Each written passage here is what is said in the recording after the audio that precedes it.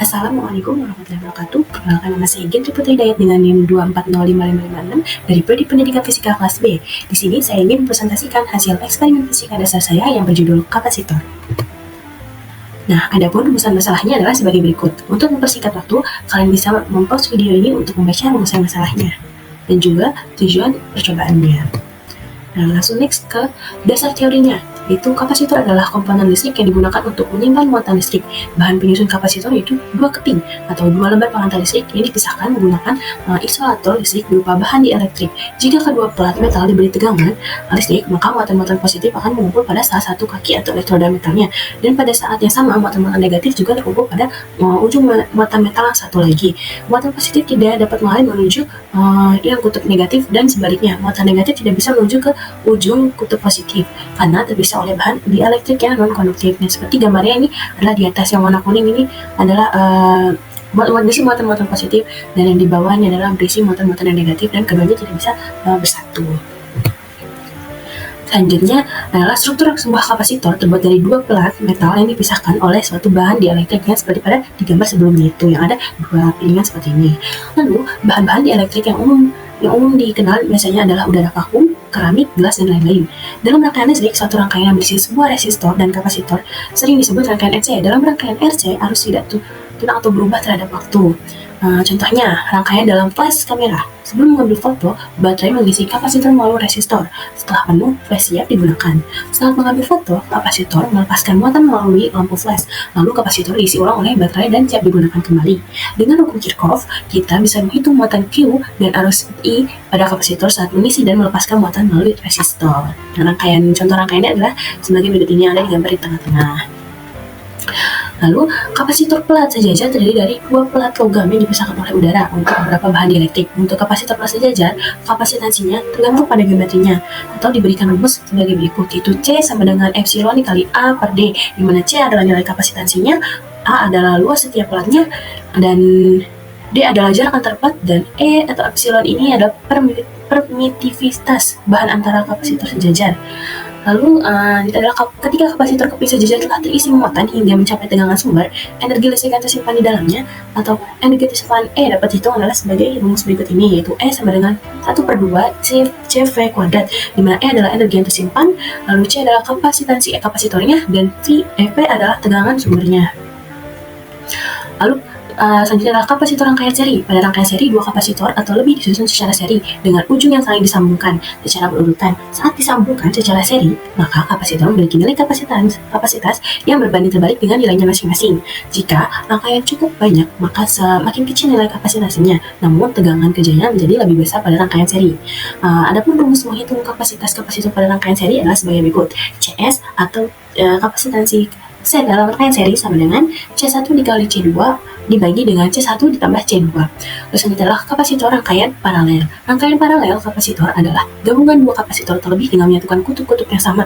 Pada kapasitor yang disambungkan paralel, akan terjadi peningkatan nilai kapasitasnya. Total nilai kapasitasnya merupakan penjumlahan kapasitas dari masing-masing kapasitor.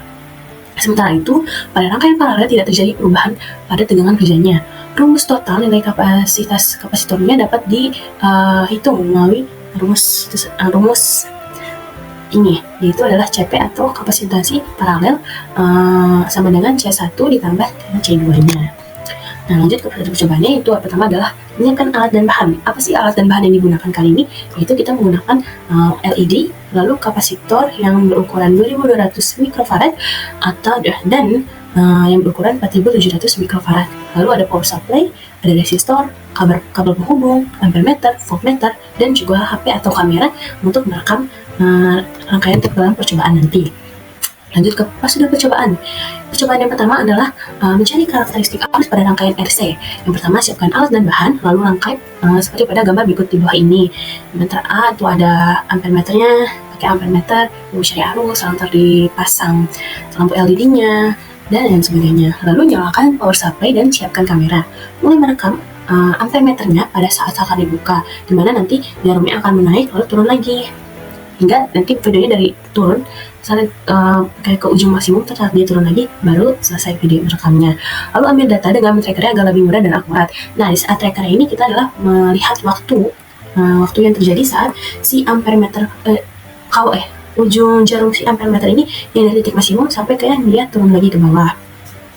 Lalu ulangi percobaan dengan menggunakan kapasitor yang berbeda. Seperti tadi, kalian menggunakan kapasitor yang berukuran 2200 mikrofarad, maka diganti menggunakan kapasitor yang berukuran 4700 mikrofarad.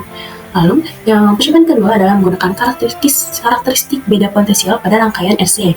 Yang pertama seperti tadi, siapkan alat dan bahannya, lalu rangkai seperti pada gambar berikut yang di bawah ini. Nah, nanti gunakan voltmeter secara paralel pada si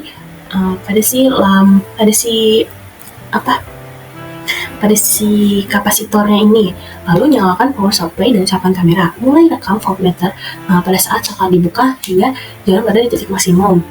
Lalu ambil data dengan mentraktor agar lebih mudah dan akurat.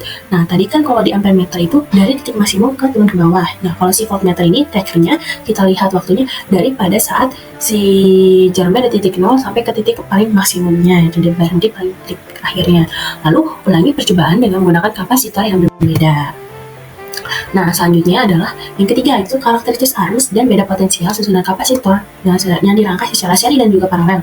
Yang pertama, siapkan alat dan bahan, lalu rangkai alat dan bahan seperti pada gambar di bawah berikut ini. Jadi ada 3 rangkaian yang akan kalian coba, yang pertama rangkaian A, rangkaian B, dan juga rangkaian C. Jadi kalian pilih salah satu dari ketiga rangkaian tersebut. Lalu nyalakan power supply dan siapkan kamera. Mulailah rekam berbarengan dengan menyalakannya saklar sampai jarum pada ampermeter kembali ke semula dan voltmeter ke titik maksimum seperti yang di percobaan sebelumnya itu. Jadi nanti kalian memvideokannya adalah memvideokan si ampermeternya dan juga voltmeternya. Lalu gunakan aplikasi tracker untuk mencari tahu data yang telah diperoleh seperti yang di percobaan sebelumnya itu. Lalu mengulangi percobaan dengan menggunakan rangkaian berbeda. Nah, kayak seperti tadi yang kalian menggunakan rangkaian A, maka selanjutnya kalian mencoba dengan rangkaian B dan juga C. Begitupun sebaliknya. Nah, lalu ini adalah yang terakhir, yaitu studi kasus. Jadi nanti kalian akan studi kasus tentang lampu panggung. Yang pertama ini kalian siapkan alat dan bahannya, lalu rangkai alat dan bahan itu seperti pada rangkaian di samping yang kiri ini, yang ada di sini. Seperti itu.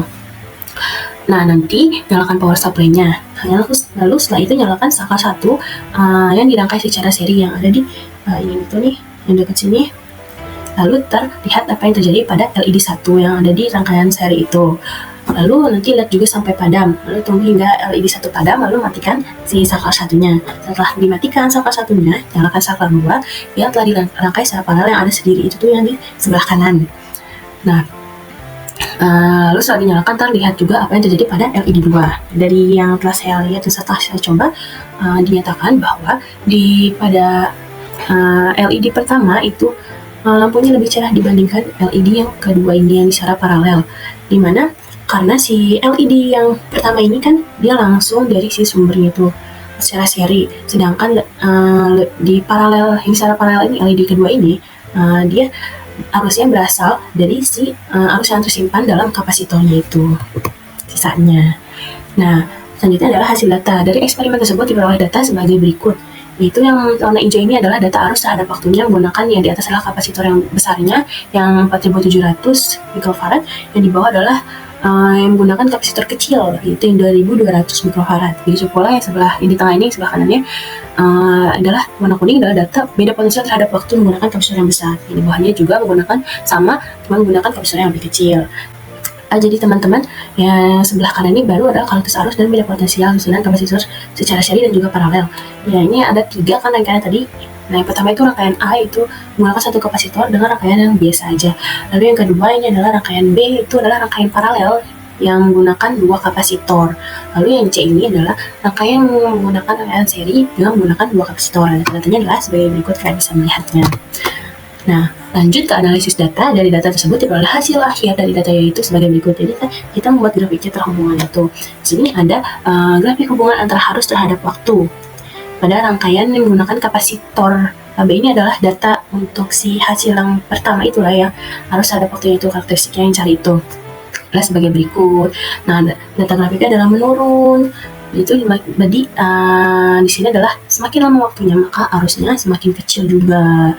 Nah, hubungan antara keduanya ini perbedaan antara si kapasitor besar dan kapasitor yang nilainya lebih kecil ini adalah bahwa si kapasitor yang lebih besar nilainya ini dapat memiliki arus yang lebih banyak dibandingkan si kapasitor yang kecil ini. Kita bisa lihat bahwa dia lebih besar dan panjang dibandingkan yang si kapasitor kecil yang ada warna biru ini. Yang oranye itu yang kapasitor yang besar ya, teman-teman. Lalu selanjutnya adalah data dari beda potensial terhadap waktu adalah percobaan yang B tadi itu adalah datanya adalah menaik. Jadi disimpulkan bahwa semakin lama waktunya maka beda potensialnya semakin besar. Ya teman-teman. Nah dari si kedua ini nih yang kapasitor besar yang besar dan kapasitor yang kecil kita satukan dapat dilihat grafiknya bahwa keduanya ini memiliki grafik yang hampir sama. Yang jadi bahwa simpulkan bahwa beda potensial terhadap keduanya itu sama dan tidak ada yang berubah. Jadi tidak ada pengaruh pada si kapasitor besar mau nilai besar maupun kapasitor yang nilainya lebih kecil. Nah, lalu selanjutnya adalah analisis data dari si percobaan yang C tadi itu ya teman-teman. Dan datanya sebagai berikut, ada banyak ya, ada yang harus terhadap waktu di rangkaian A, rangkaian B, rangkaian C, lalu beda potensial terhadap waktunya di rangkaian A, rangkaian B, rangkaian C, dan semuanya hampir sama, yaitu menurun pada arus dan juga beda potensial itu menaik.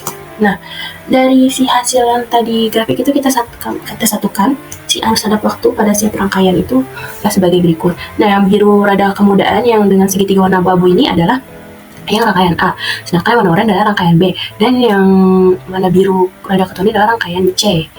Nah, dari sini disimpulkan bahwa pada rangkaian biasa dan juga rangkaian secara paralel ini memiliki arus yang hampir sama. Sedangkan yang secara seri ini adalah lebih beda, di mana dia memiliki arus yang waktunya lebih cepat dibandingkan dengan yang paralel dan juga yang biasa. Begitu pula dengan yang beda potensialnya, di mana si beda potensial itu lebih cepat meningkatnya dibandingkan dengan yang si paralel dan juga yang biasa, yang cenderung lebih lama.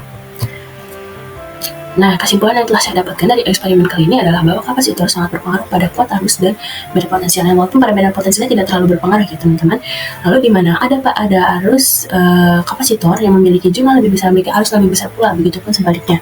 Namun pada beda potensial kapasitor tidak terlalu berpengaruh, di mana perbedaan antara nilai jumlah kapasitor dengan beda potensialnya tidak begitu jauh berbeda, seperti pada yang ada di gambar grafik yang tadi sebelumnya kita lihat. Lalu begitu pula jika di rangkaian seri dan paralel, pada paralel nilai waktu selama penurunan dan kenaikan beda potensial cenderung lebih lambat dibandingkan dengan secara seri yang cenderung lebih cepat. Baik, mungkin itu saja penyampaian yang dapat saya sampaikan. Mohon maaf jika ada salah kata atau salah penerangan. Saya Ganti Priyat, pamit undur diri. Wassalamualaikum warahmatullahi wabarakatuh.